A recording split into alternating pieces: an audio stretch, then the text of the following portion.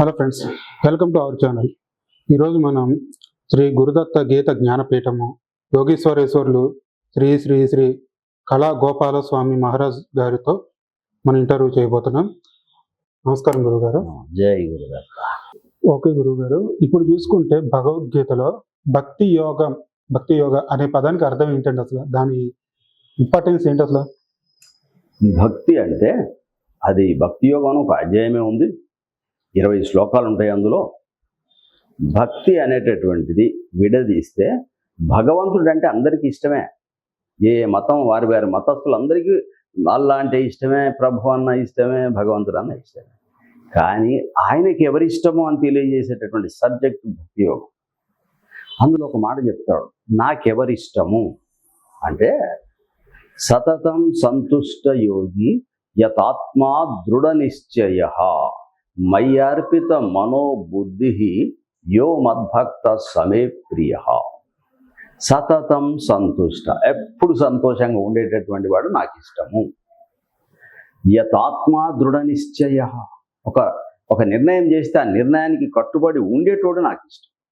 ఇప్పుడు మనం ఏం చేస్తాం, 5 గంటలకు వస్తానే అని చెప్తాం, 7 గంటలకు వస్తాను, నాకు వేరే పని ఉంది, అది ఎక్కువ మాట్లాడితే రాకపోవచ్చు.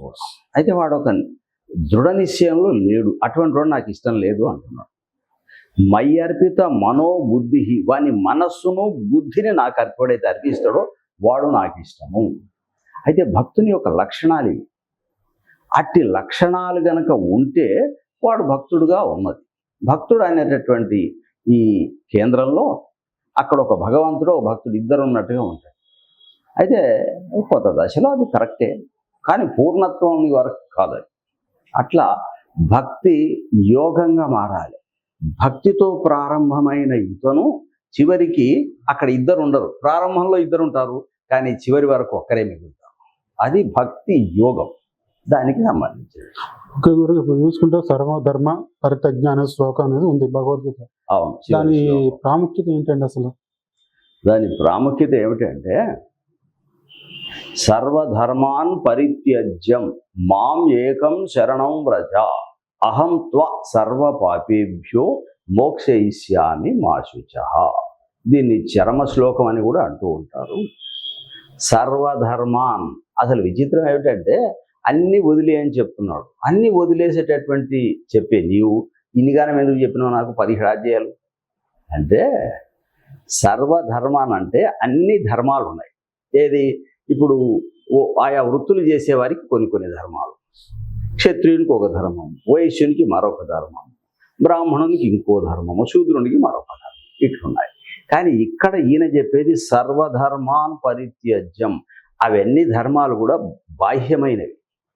ఒరిజినల్ ధర్మం ఏమిటి అంటే, ఇప్పుడు మీరు నాతో మాట్లాడనీకి అడిగినా, లేదు మేము ఆన్సర్లు చెప్పినా, ఆ అడిగేది లోపల ఒకటి ఉంది, ఇక్కడ నుంచి ఆన్సర్లు చెప్పేది ఒకటి ఉంది. ఈ ఆన్సర్లు చెప్పేదే అడిగేది, ఆ అడిగేదే ఆన్సర్లు చెప్పేది కూడా. సో అది ఏదైతుందో దాన్ని గుర్తించమంటున్నాడు ఆయన. దాన్ని గుర్తించకుండా పైవి ఎన్ని గుర్తించినా వేస్టే.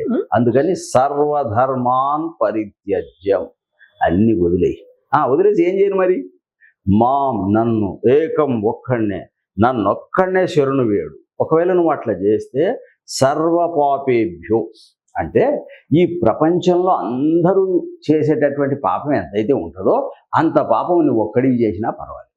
సర్వ పాపేభ్యో, ఒకవేళ అట్లా జరిగితే, అది జరగడం కుదరదు కానీ జరిగితే మోక్షయిష్యామి మా శుచః, అటువంటి స్థితి ఏర్పడ్డా నేను నీకు ముక్తిని కలిగిస్తా.